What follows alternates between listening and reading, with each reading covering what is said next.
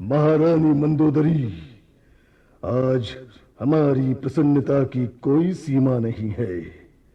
हमने अपने प्रण के अनुसार सीता को वनवासी राम के सानिध्य से वंचित कर दिया है।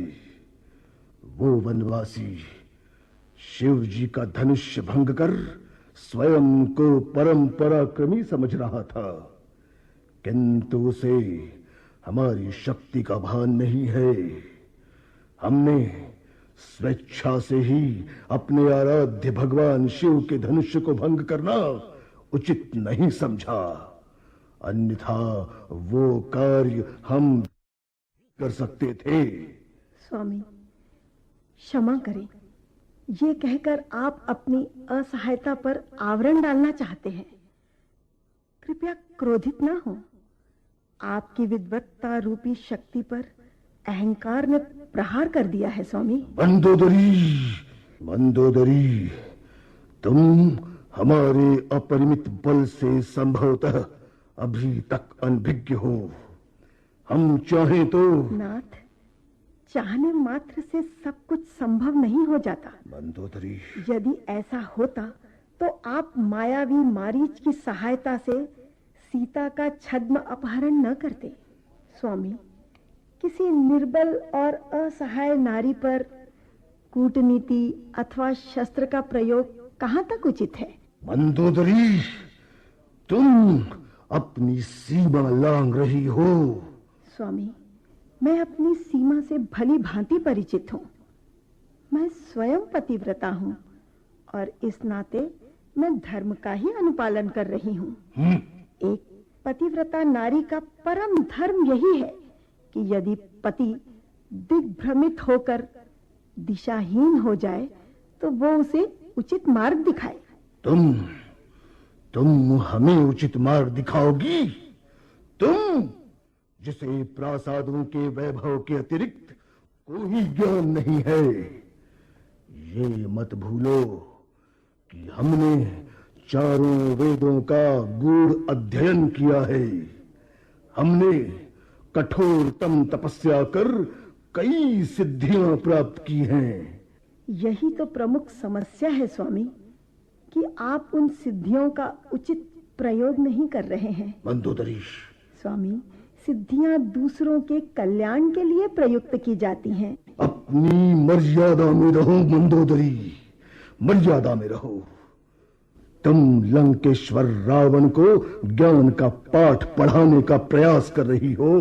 मंदोदरी, ऐसा प्रतीत होता है कि तुम हमारे अनिष्ट की कामना करने लगी हो। नहीं स्वामी, मैं आपके अनिष्ट की कामना कर पतिव्रत धर्म का उल्लंघन भला क्यों करूंगी? किंतु सीता का ओजस्वी मुखमंडल देखकर तनिक विचलित अवश्य हो गई हूं। सीता के तेजस्वी नेत्रों में मुझे एक ज्वाला सी दिखाई देती है स्वामी। तुम हमारे ही सम्मुख उस सीता का बखान कर रही हो जिसे हम इसी क्षण दासी बना सकते हैं। आप कुछ भी कहें महाराज, परंतु ये सत्य है कि सीता के अति सुंदर मुख के पार्श्व में मुझे संहारक रूप दिखाई देता है। आप जब उसकी ओर निहारते हैं तो वो रौद्रमुखी हो जाती है, मानो काल रात्रि के रूप में उसने लंकापुरी में प्रवेश किया हो। मुझे एक अज्ञात सा भय सता रहा है स्वामी। मेरा भी आपसे यही अनुरोध है कि सीता को मुक्त कर दीजिए। मंदोदरी, तुमने कटाक्ष पर कटाक्ष कर हमारे बल को चुनौती दी है। मंदोदरी, आओ अशोक वाटिका में चलकर सीता के अविरल बहते अश्रु देखकर हम अपने हृदय की ज्वाला को शांत करें। क्षमा करें महाराज, मैं वहां चल नहीं पाऊंगी। सीता के मुख की ओर देखने का साहस मैं नहीं जुटा सकती। साहस? साहस जुटाने की तुम्हें क्या आवश्यकता है? अर्धांगिनी को साहस तो उसके पति के शौर्य से प्राप्त होता है। मंदोदरी, तुम्हें वहां चलना ही होगा। चलो, ये हमारी आज्ञा है।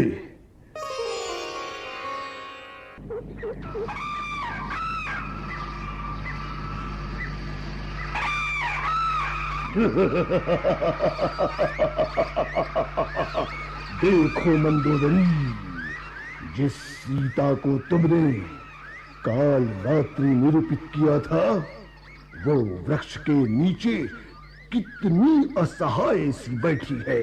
लगता है विरह के अश्रु प्रवाहित कर रही है। यह तुम्हारी भ्रांति है दुष्ट। मेरे इन अश्रुओं में समाई हुई अग्नि मुझे तुम्हारे अंत का पूर्वाभास करा रही है, जो शीघ्र ही होने वाला है। अंत और हमारा असंभव है। हे अप्रतिम सौंदर्य की देवी, तुम्हें हमारे विषय में कुछ भी ज्ञात नहीं है। इसी कारण से तुम हमारे अंत की अनर्गल कल्पनाएं कर रही हो। परंतु ये स्वाभाविक भी है। तुम्हें उस निर्बल वनवासी का स्मरण हो रहा होगा जिसे राम कहते हैं। श्री राम जी का स्मरण करना ही तो मेरे जीवन का ध्येय है। इसे तुम जिसे अधम नहीं समझ सकते। तुम्हारे लिए तो अधम से भी निम्नतर संबोधन होना चाहिए। केवल संबोधन से ही प्रवृत्ति में परिवर्तन नहीं हो जाता सुंदरी। ब्रह्मांड के समस्त सुरसुर ये सत्य जानते हैं कि हम सर्वशक्तिमान हैं। गुणी क्या, हम सर्वगुण संपन्न है। यही कारण है कि तुम्हारे कटुवचन हमें क्रोधित नहीं करते। इसके विपरीत बहुत सुख पहुंचाते हैं। जिन्हें तुम गुण समझने का भ्रम पाल बैठे हो रावण, वे दुर्गुण हैं। गुणीजन कभी आत्मश्लाघा नहीं करते। तुम नख से शिख तक दुर्गुणी हो। और याद रखो, दुर्गुणियों की मृत्यु अत्यंत कष्टदायक होती है।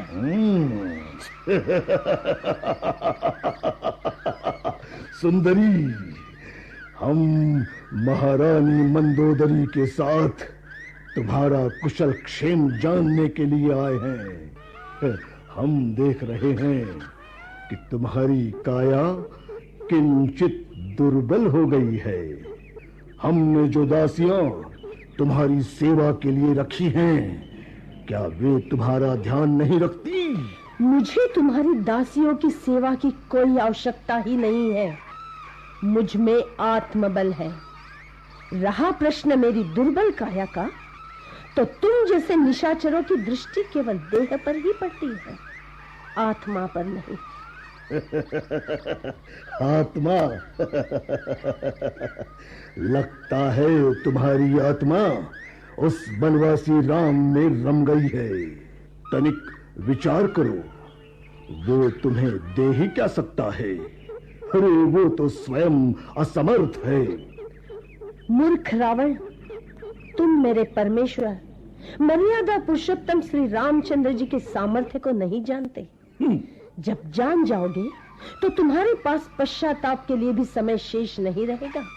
सुंदरी, तुम व्यर्थ ही उसके साथ अनुराग का प्रदर्शन कर रही हो।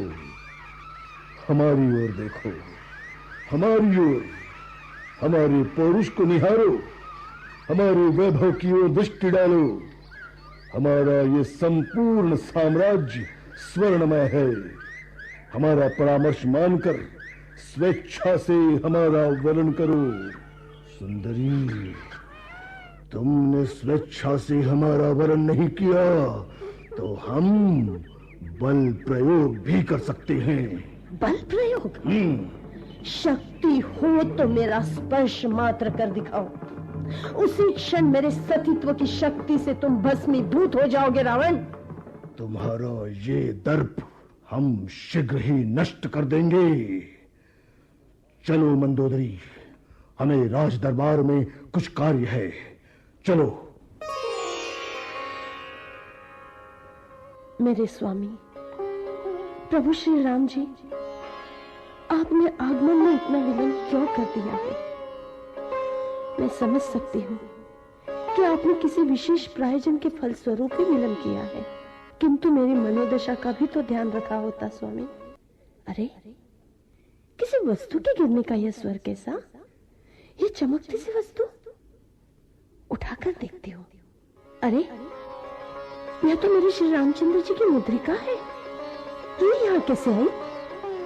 जय श्री राम, जय श्री राम। यह मैं लेकर आया हूं माता। आप कौन है वानरराज? आप लाए मेरे स्वामी की मुद्रिका? कहां से मिली आपको? शीघ्र बताइए वानरराज, मैं अधीर हो उठी हूं। माता कृपया संयम बरते। मैं प्रभु श्री रामचंद्र जी का दास हनुमान हूं। कैसे है मेरे परमेश्वर? सकुशल तो है? इस समय कहां है वे? उन्हें कोई कष्ट तो नहीं? भ्राता लक्ष्मण कैसे है?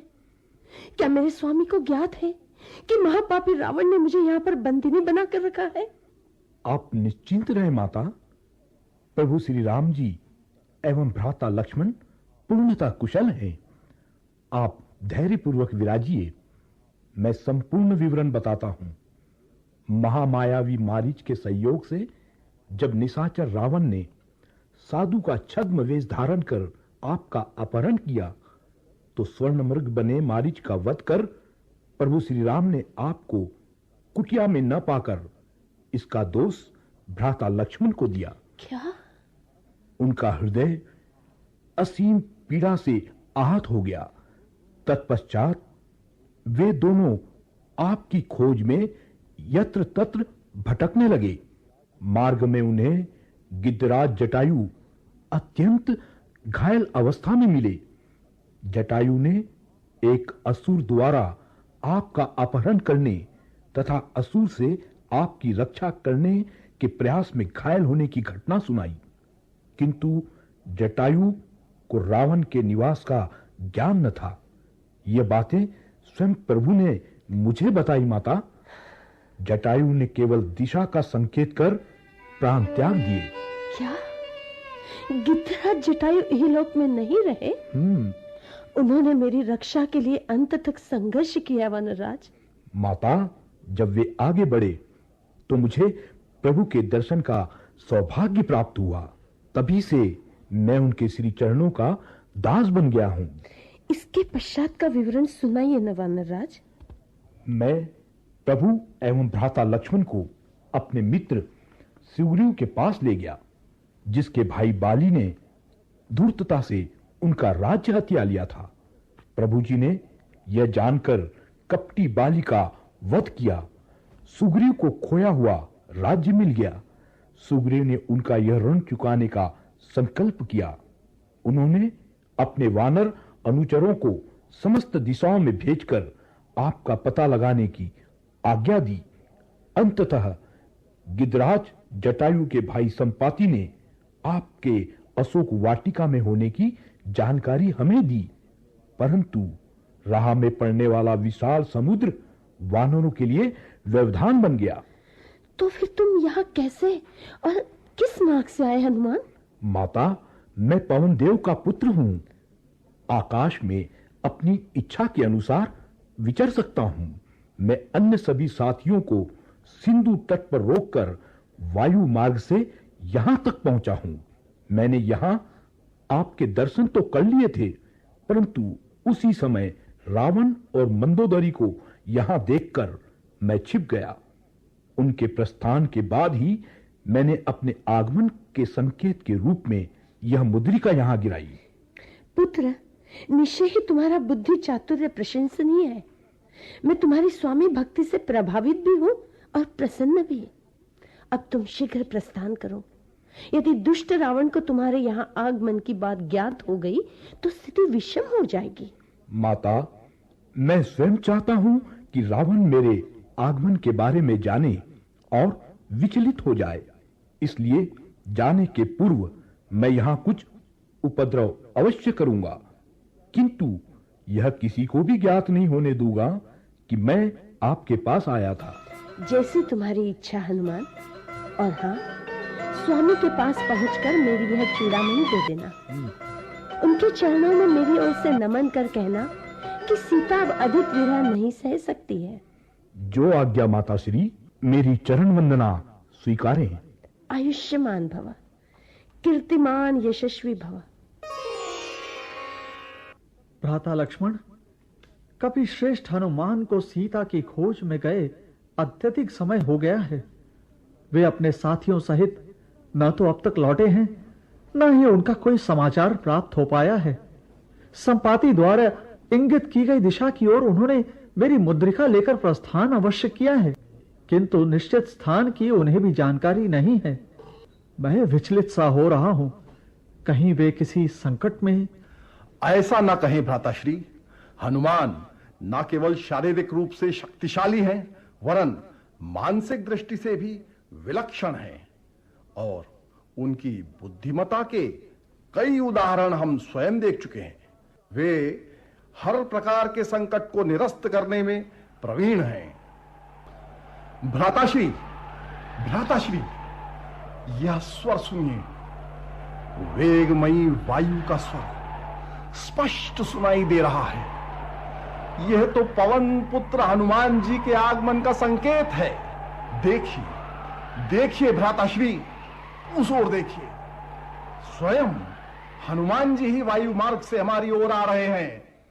जय श्री राम, जय श्री राम। प्रभु श्री रामचंद्र के चरणों में दास का प्रणाम। आओ प्रिय हनुमान, मैं भ्राता लक्ष्मण के साथ तुम्हारे ही विषय में वार्तालाप कर रहा था। हनुमान, क्या समाचार लाए हो? मेरी प्राण प्रिय सीता के विषय में कुछ ज्ञात हुआ? प्रभु, आपको सुनकर असीम प्रसन्नता होगी कि मैं न केवल माता श्री का पता लगाकर लौटा हूं, बल्कि उनके चरणों में बैठकर मैंने उनसे वार्तालाप भी किया है।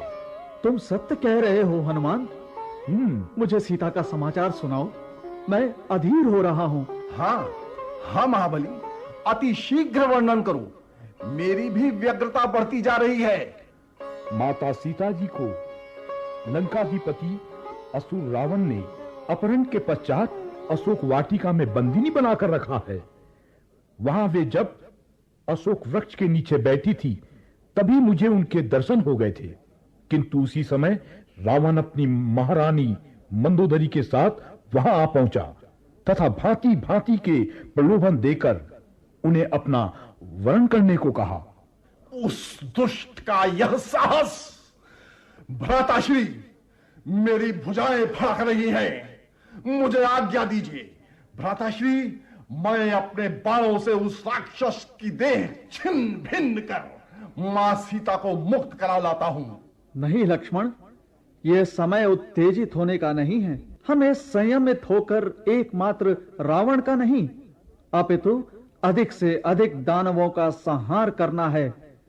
इस उद्देश्य की पूर्ति में अब अधिक समय शेष नहीं रहा है। यह चूड़ामणि देकर उन्होंने आपके लिए संदेश भेजा है। वे अब अधिक विरह नहीं सह सकती।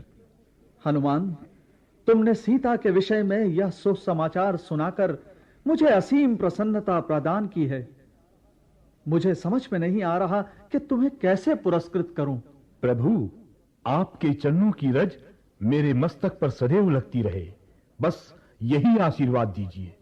वत्स, अब आओ बंधु, मेरे हृदय से लग जाओ और सुनो। हमें शीघ्रातिशीघ्र लंकापुरी पर आक्रमण कर इस धरा को पापियों से रहित करना है। तुम वानर सेना को जामवंत जी के मार्गदर्शन में सुव्यवस्थित कर युद्ध की रूपरेखा तैयार करो। जो आज्ञा प्रभु। जय श्री राम, जय श्री राम। क्या बात है स्वामी, आपको चिंतित से प्रतीत हो रहे हैं। ये प्रथम अवसर है कि मैं आपके ललाट पर विषाद की रेखाएं देख रही हूँ। हाँ मंदोदरी, हाँ, निश्चय ही आज हम बहुत चिंतित हैं। जिस बात की हमने स्वप्न तक में कल्पना नहीं की थी, हमने सोचा भी नहीं था कि वनवासी राम वानर सेना को साथ लेकर हम पर आक्रमण करने का साहस कर सकता है। उसकी सेना ने न केवल लंका पर आक्रमण किया, अपितु हमारे कई शूर योद्धाओं का वध भी कर दिया। महाराज, आप केवल चिंतित हैं, किंतु मैं तो व्यथा की पराकाष्ठा तक पहुंच चुकी हूँ। मुझ जैसी अभागी माँ की, जिसने आपके हठ और अहंकार के फलस्वरूप इंद्रजीत जैसा युवा पुत्र खो दिया हो, अपने अन्य असंख्य संबंधियों के शत विक्षत शव देखे हो, विलाप करते करते अब तो मेरे अश्रु तक समाप्त हो गए हैं। मंदोदरी, हमने जब अपने पराक्रमी भाई कुंभकर्ण का भुजाविहीन शव तथा अपने पुत्र इंद्रजीत का रणभूमि में निर्जीव देखा शव, तो हम भी व्यथित हुए मंदोदरी, हम भी व्यथित हुए। मैं तो आपको अब भी यही परामर्श दूंगी कि राम से संधि कर लें, सीता को लौटा दे स्वामी। इससे हम और अधिक क्षति से बच जाएंगे। मंदोदरी, ये असंभव है। लंकेश रावण ने भयभीत होकर पीछे हटना नहीं सीखा। अब तो हम राम से स्वयं निर्णायक युद्ध करेंगे स्वामी। चाहे इसका परिणाम कुछ भी हो। हम प्रातः ही रणभूमि में उससे संग्राम करेंगे। मंदोदरी, जाओ, तुम हमारे उपासना कक्ष को व्यवस्थित करो। जाओ मंदोदरी, ये हमारा अंतिम निर्णय है। जो आज्ञा महाराज।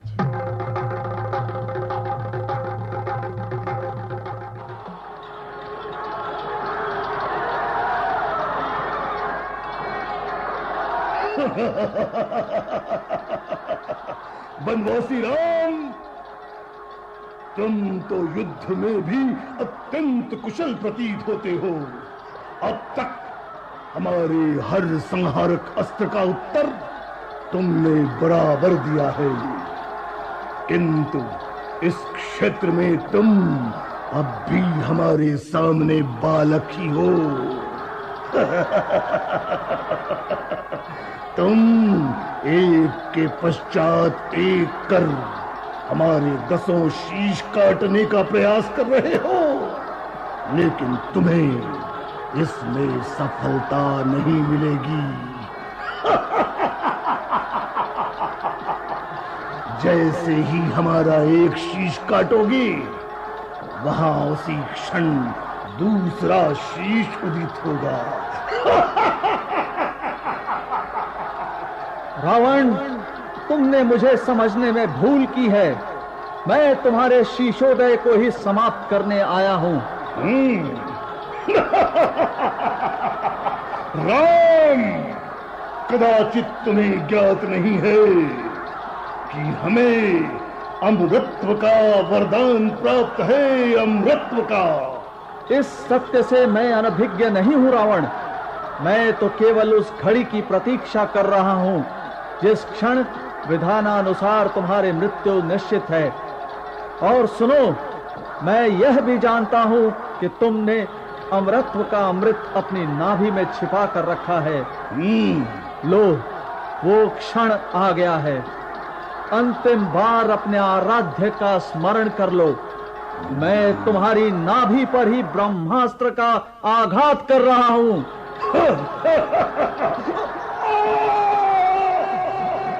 राम, राम, तुम्हें कैसे ज्ञात हुआ कि अमृत मेरी नाभि में है। राम, अब समझा।